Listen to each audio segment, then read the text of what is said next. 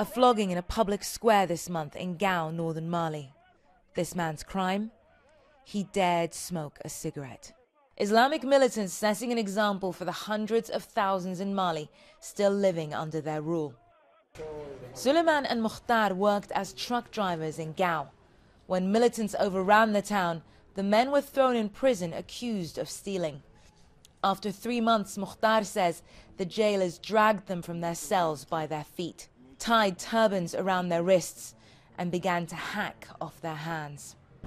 I prefer dying to being like this, Mukhtar says. My hand hurts, my heart hurts. I only have God to turn to. Suleiman says the pain was terrible. It was the only thing I could feel. Now, they say, unable to earn a living, they wander from house to house. Their lives, they say, are over. Malik Ali Umega was a radio journalist in Gao who spoke out against Sharia punishment.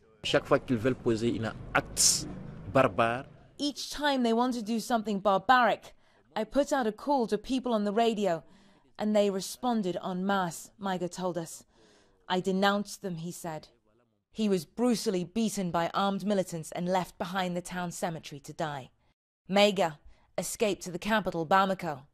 He's been warned that if he tries to return to Gao, he'll be killed.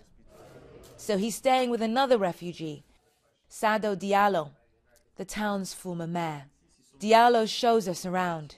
He points to certificates from US Special Forces when they were on training missions in Mali. They stayed at his hotels in Gao, hotels now destroyed by the Islamists who brand him an American collaborator.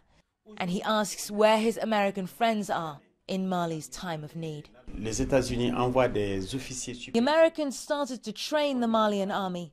Now the army needs them, he said. They should finish what they started. There are hundreds of thousands of displaced Malians. They fled the Islamist-controlled north and are trying to get by in camps around the capital. Seydou Sangare, a Gao resident, told us when they declared Sharia, everybody panicked. Christians, Muslims, everybody fled. For the Islamists, he told us, a human being is like an ant you squash, like an animal you slaughter.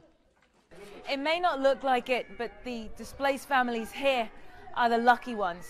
As this conflict escalates, aid agencies are warning of a humanitarian disaster. They say tens of thousands of people are now trapped out of reach the other side of that front line. French combat helicopters fly overhead, prompting cheers from below. To the people here, French forces represent the only hope of defeating the Islamists and allowing them to return home. Nima Elbagir, CNN, Bamako, Mali.